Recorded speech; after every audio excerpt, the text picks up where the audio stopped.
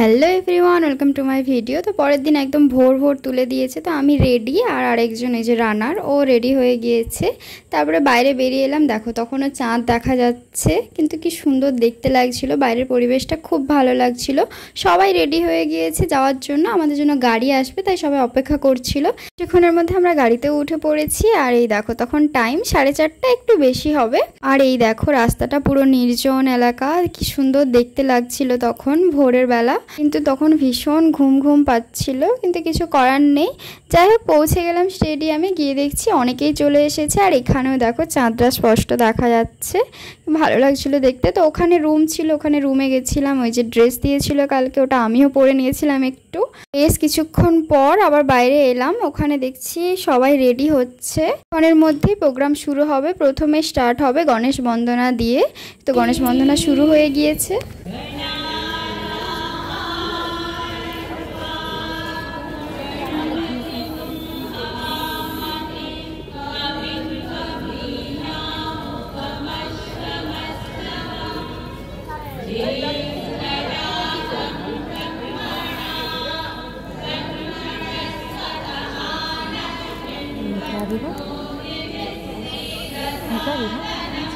পুরো বন্দনাটা তো শোনাতে পারবো না, অনেকটা বড় হয়ে যাবে ভিডিওটা। তো এই ওঠার ঠিক আগের মুহূর্তটা খুব সুন্দর দেখতে লাগছিল। তো তারপর এখানে আমাদের জাতীয় পতাকা উত্তোলন হয়েছিল।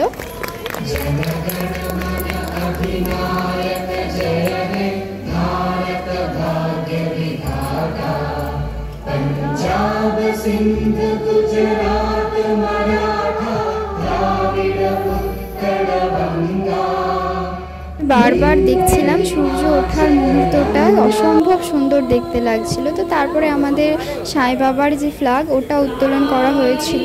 পতাকা উত্তোলনের সময় যেমন জাতীয় সঙ্গীত বলা হয়েছিল, তেমনই আমাদের সাই বাবার ফ্ল্যাগটা যখন উত্তোলন করা হয়েছিল, তখন আমাদের সাই গায়ত্রী মন্ত্রটা 3 বার পাঠ করা হয়েছিল।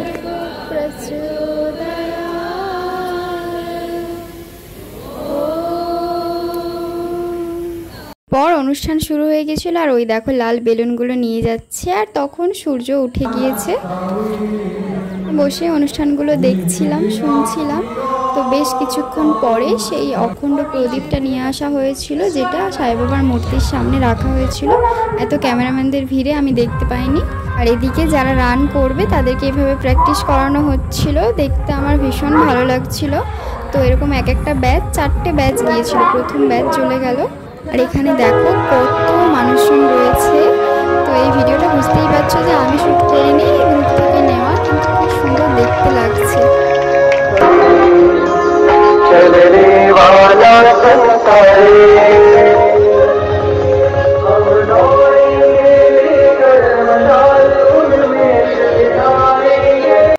ওখানে এক মেয়েদের ব্যাচ এসেছিল। দেখো মেয়েদের সংখ্যা সব জায়গাতেই বেশি, এখানেও প্রচুর মেয়ে রয়েছে। তো আমার ওদেরকে দেখে একটু আফসোসই হচ্ছিল যে আমি যদি একটু দৌড়াতে পারতাম। যাই হোক ওদেরকে প্র্যাকটিস করাচ্ছিল, ওটাও দেখছিলাম ওখানে। তারপর ওই দেখো সেই যে বেলুনগুলো নিয়ে এসেছিল, ওইগুলো ওড়াচ্ছিল। কি দারুণ দেখতে লাগছিল যখন বেলুনগুলো উড়ছিল।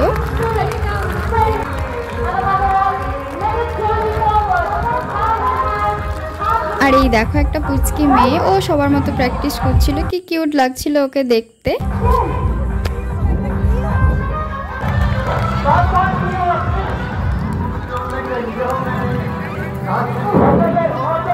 তারপর ওই ব্যাচটাও বেরিয়ে গেল।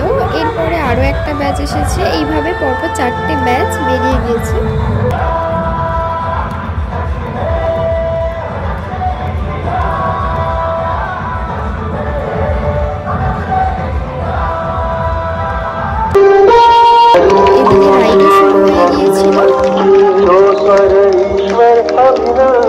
আমি এদিকেই ছিলাম। বেশ কিছুক্ষণ পর সবাই চলে এসেছিল। আর এখানে অনুষ্ঠান হচ্ছে, গানগুলো খুব সুন্দর গাইছিল। আমি রোদে থাকতে পারছিলাম না বলে যেখানে থাকার ব্যবস্থা ছিল ওখানে গিয়ে বসে গান শুনছিলাম।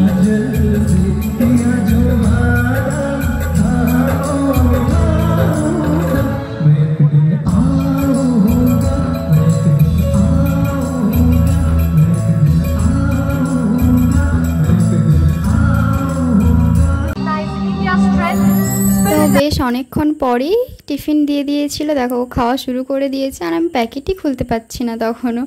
তো যাই হোক টিফিনে অনেক কিছুই ছিল। অত কিছু তো আমি একসাথে খেতে পারি না, আমি শুধু চিড়ের পোলাওটাই খেয়েছিলাম, বেশ টেস্টি হয়েছিল। আমি কেন, প্রায় অনেকেই শুধু চিড়ের পোলাওটাই খেয়েছিল। খেতে খেতে ওখানে সবার সাথে গল্প করছিলাম, অনেকেই তো চিনি না, অনেকেই রানার হিসেবে এসেছিল। তো তারপরে গেছিলাম সাই বাবার মূর্তির কাছে প্রণাম করতে। আর এই দেখো সেই অখণ্ড প্রদীপ এখানে নিয়ে আসা হয়েছে। তারপরও বেশ কিছুক্ষণ এদিক ওদিক ঘোরাঘুরি করছিলাম। দেন এবার বাড়ি যাওয়ার সময় হয়ে গিয়েছে, সবাই রেডি, বেরিয়ে পড়েছে। তো স্টেশনে চলে এলাম, তখন সবাই ট্রেনের অপেক্ষায় এখানেই দাঁড়িয়ে রয়েছে। ততক্ষণে সবার সাথে বেশ ভালোভাবেই পরিচয় হয়ে গিয়েছিল, সবাই দেখা করে নিচ্ছিল। একসাথে ট্রেনে যাব, তারপরে এবার যে যার বাড়ি চলে যাবে, আবার কবে দেখা হবে তার ঠিক নেই। তো কিছুক্ষণ পর ট্রেনে উঠে পড়েছি। তো সবাই মিলে বেশ গল্প করতে করতে বাড়ি চলে এলাম। তো ভিডিওটা এখান পর্যন্তই, ভালো লাগলে লাইক কমেন্ট শেয়ার করে দিও, টাটা।